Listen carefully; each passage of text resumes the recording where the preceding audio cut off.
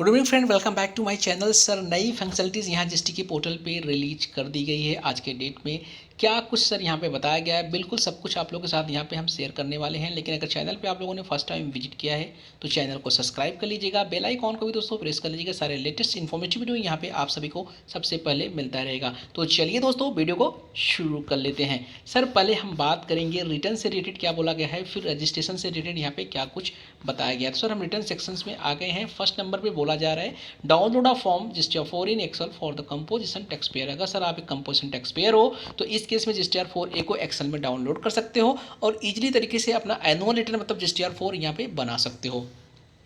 Second number पर sir यहाँ पे बोला गया है nil filing of form GSTR 1 quarterly through SMS by tax payer under QRMP scheme. Sir अगर आपने क्यूआरएमपी स्कीम ऑप्ट कर रखा है और आप अपना जीएसटीआर 1 नील फाइल करना चाहते हो तो एसएमएस के थ्रू कर सकते हो। लेकिन यहाँ पे बोला गया है however nil filing through SMS can not be done in following scenario. अगर आपने आईएफएफ फर्स्ट या सेकेंड मंथ का सबमिट कर दिया है, सर फाइल नहीं किया है, सबमिट कर दिया है उसमें इनवाइस डाल के, तो इस केस में आप नील रिटर्न फाइल नहीं कर पाओगे।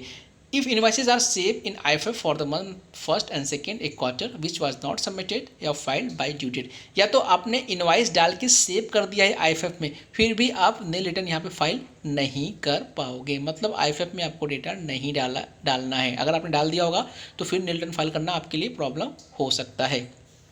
सर तीसरे नंबर पे बोला गया है filing of form GSTR 1 by the tax payer under QRMP scheme on A cancellation of registration. Sir यहाँ पे क्या बोला गया है पूरा हम रीड नहीं करेंगे, हम आपको समझा देते हैं। सर यहाँ पे कहा गया है कि अगर मान लीजिए आपने क्यूआरएमपी स्कीम ऑप्ट कर रखा है और आपके आरसी को कैंसिल कर दिया गया है 1 अप्रैल 2021 को, तो सर इस केस में पहले आपका जो लास्ट क्वार्टर का रिटर्न है पहले उसे फाइल करना पड़ेगा। तो सर आपका लास्ट क्वार्टर क्या होगा, जैन टू मार्च होगा, तो पहले आपको इसे फाइल करना पड़ेगा, उसके बाद ही आप अपने आरसी को रिवोकेशन के लिए डाल सकते हो। फिर सर सेकेंड यहाँ पे बोला गया कि सपोज दैट आपके आरसी को क्वार्टर के किसी बीच में कैंसिल किया गया, मतलब अप्रैल से लेकर जून के किसी भी मंथ के किसी भी डेट को कैंसिल कर दिया गया।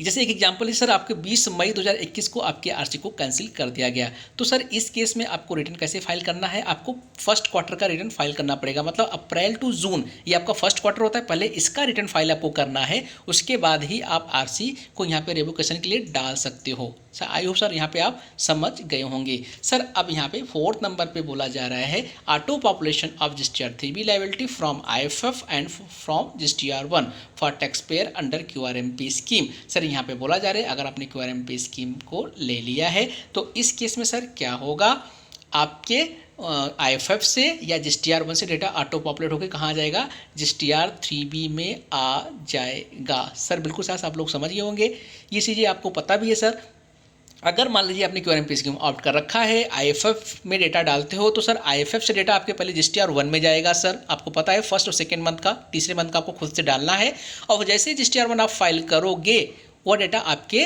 जीएसटीआर 3B में आ जाएगा। लेकिन सर एक चीज़ ध्यान रखना, अगर आपने सिर्फ आईएफएफ में डाल दिया है और R1 में नहीं डाला है ना, तो भी ये डेटा आईएफएफ से जीएसटीआर 3B में आ जाएगा। यहाँ पे ये भी चीज़ें बोली जा रही है। Okay sir.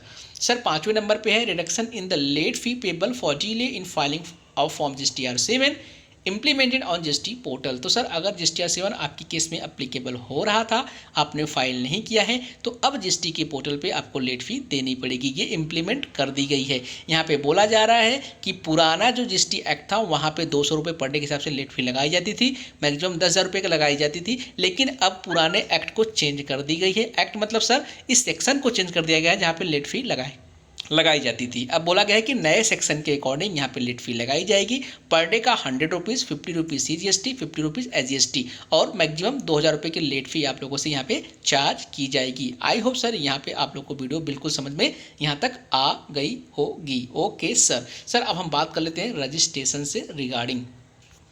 सर रजिस्ट्रेशन से रिगार्डिंग यहाँ पे बात करें तो आप देख सकते हो जो सबसे ज़्यादा इंपॉर्टेंट है रजिस्ट्रेशन में रिवोकेशन को ले करके, timeline for filing of application for revocation of cancellation of registration in form GST REG 21। Sir यहाँ पे क्या कहा जा रहा है, टाइम लाइन्स बताई जा रही है रिवोकेशन को डालने के लिए। सर कौन सी टाइम लाइन बताएगी, क्या यहाँ पे ड्यूटी फर्दर एक्सटेंड कर दी गई रिवोकेशन से? सर बिल्कुल नहीं, रिवोकेशन का ड्यूटी यहाँ पे एक्सटेंड नहीं की गई है। यहाँ पे यही चीज़ें बताई गई है कि बीच में 2 नोटिफिकेशन लाई गई थी, वहाँ पे कहा गया था कि 1 अप्रैल 15 अप्रैल 2021 से लेके 29 जून 2021 के बीच में अगर आपका कोई कंप्लायंस पड़ता है, रिवोकेशन भी आपका बीच में पड़ता था, तो उस ड्यू डेट को फर्दर एक्सटेंड कर दी गई थी 30 जून 2021 तक। सर ये आप लोगों को पता भी होगा, इससे रिलेटेड बहुत सारी वीडियो बनाई गई थी। यहाँ पे यही चीज़ें बोली गई है। फिर आगे बोला गया कि इस स्कीम्स को, ये जो ड्यू डेट था 30 जून 2021 तक, फिर इसको 1 जुलाई से जीएसटी के पोर्टल से क्या कर लिया गया सर, विड्रॉ कर लिया गया। मतलब 1 जुलाई 2021 से आप अब रिवोकेशन फाइल नहीं कर पाओगे, जैसा कि आप लोगों को पता है। इसलिए आप लोग बहुत परेशान हो कि सर एक बार फिर से रिवोकेशन की ड्यू डेट फर्दर एक्सटेंड होनी चाहिए, लेकिन ऐसा कुछ हुआ नहीं है। फिर यहाँ पे बोला गया कि भैया आपका आरसी जब कैंसिल हो जाता है तो 90 दिन के अंदर आपको अपना रिवोकेशन कराना पड़ता है। यही चीज़ें सिर्फ यहाँ पे बताई गई, बाकी कुछ भी नहीं बताया गया हुआ है। तो आई होप सर आपको वीडियो अच्छी लगी होगी। चलिए मिलते हैं फिर एक नए वीडियो के साथ, तब तक के लिए जय हिंद, जय Bharat. Thank you for watching.